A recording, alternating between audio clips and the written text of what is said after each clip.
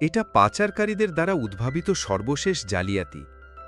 একবার ধরা পড়লে তাদের জীবন নরকের মতো হয়ে যায়। আরও গিনিপিগ পাওয়ার জন্য তারা উচ্চ বেতনের চাকরির মাধ্যমে যুবতী মহিলাদের আকর্ষণ করেছিল।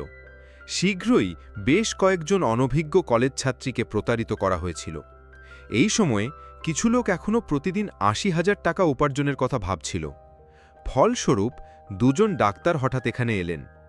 কোনো কথা না বলে তারা মেয়েটিকে একটি উপশমকারী ইঞ্জেকশন দিলেন।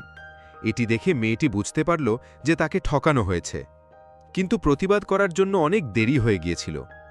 শরীরে প্রচুর পরিমাণে তরল ইঞ্জেকশন দেওয়ার পর মেয়েটির হঠাৎ শ্বাস নিতে কষ্ট হতে শুরু করল।